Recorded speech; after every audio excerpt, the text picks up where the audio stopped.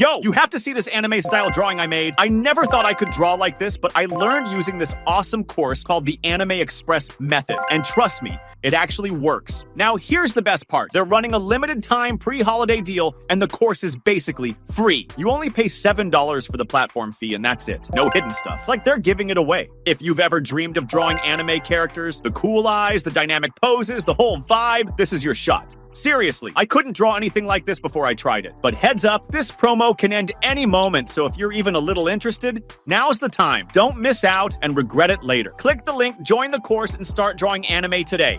Let's see what you can create. Hey there, pirates. Welcome aboard the Anime-no-Mi channel. It's curious how the world of One Piece keeps spinning as if the pieces weren't being rearranged at every moment, as if the board Oda built wasn't being flipped upside down right before our eyes. And in the midst of all this, there's a detail most people overlook. Loki, not the Norse god, nor the Marvel character, but the Prince of Elbaf, the very same who just refused the most unusual invitation imaginable, one that came directly from the Holy Knights. And what really gets me is that he was the only non-world noble to be invited, the only civilian with that kind of privilege, the only person outside the celestial bloodline to receive such an offer. That alone raises a red flag. We could pretend it's nothing, just another throwaway detail, just one of those tidbits Oda casually drops as if they don't mean anything. But I can't just let it slide, because to me, the fact that Loki was invited shows he's not just another giant. Maybe he's an exception to the rule, a loophole the nobles are trying to exploit to gain a power they don't have. After all, the giants of Elbaf are known as the strongest tribe in the world, and everyone knows the world government has never truly conquered Elbaf. They've tried diplomacy, alliances, and deals, but they've never managed to fully control the giants. And now, suddenly, the Holy Knights, the most extreme elite,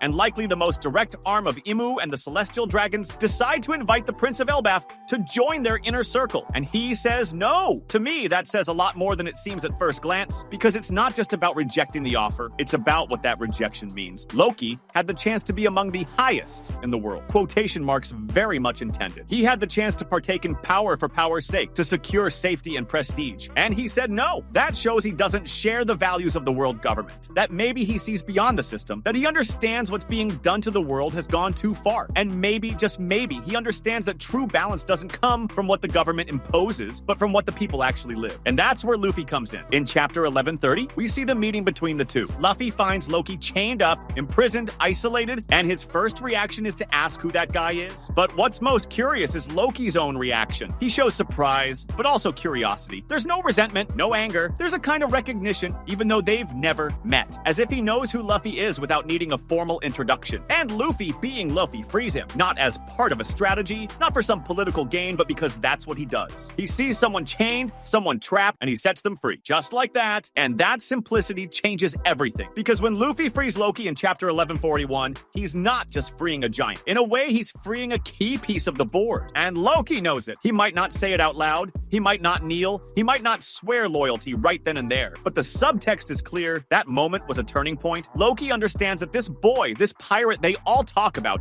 who's faced off against the Navy, the warlords, the world government, and now even the gods themselves, is different. He's not fighting for a throne. He doesn't want a title. He wants freedom. And for a people like the giants, who've always been used as living weapons, as brute force for someone else's wars, that's far more valuable than any offer of nobility. And that makes me wonder, what if Loki, after refusing the Holy Knight's offer, starts seeing in Luffy the possibility of a new era? Not the grandiose new era villains always talk about, but a real, lived new era, where people no longer bow to bloodlines, where power comes from choices, not inheritance. We already know the Straw Hat Grand Fleet exists. It's been formed. 7 great groups, over 5,000 men, all pledged loyalty to Luffy, even without him asking. And what if now Loki becomes the 8th? What if the giants join the fleet? What if the strongest tribe in the world decides to march alongside the one who smiles, even in the face of gods? Loki's refusal might have been the first step. The meeting with Luffy might have been the second. And the third step? Joining the fleet. Not as a subordinate, but as an ally, as an equal. That changes everything. Because if Elbaf joins the game,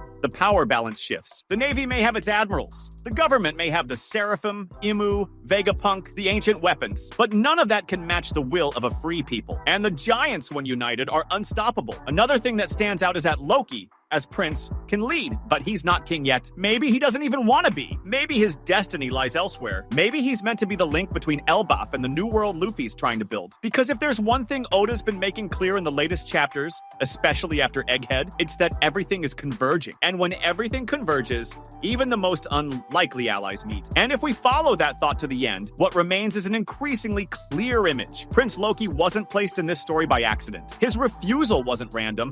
His imprisonment wasn't just to create a dramatic situation, and his release wasn't just another impulsive Luffy moment. Nothing in One Piece is random, and if Oda is known for anything, it's silently planting seeds that later grow into storms. So now that we've seen the first step, the refusal, the break with the top of the world, the second step is inevitable. Loki's definitive stance, not just as an important character, but as a key leader in the coming shift. The Straw Hat Grand Fleet, ever since it was introduced back in Chapter 800, has been one of the biggest question marks Oda left hanging. It exists. It's powerful. It was formed out of genuine loyalty, but it's never truly been used. The promise was always there, but the right moment hadn't come. But now, with the world collapsing, with Egghead sparking fresh ruptures and revelations about Emu, the Holy Knights, and even the Ancient Kingdom emerging, the waiting period is over. And if we're about to see that fleet in motion, it needs leadership, not just presence. It's not enough for them to be there. They need to be organized, coordinated, and that's where Loki fits like a glove. Because unlike the other 7 leaders,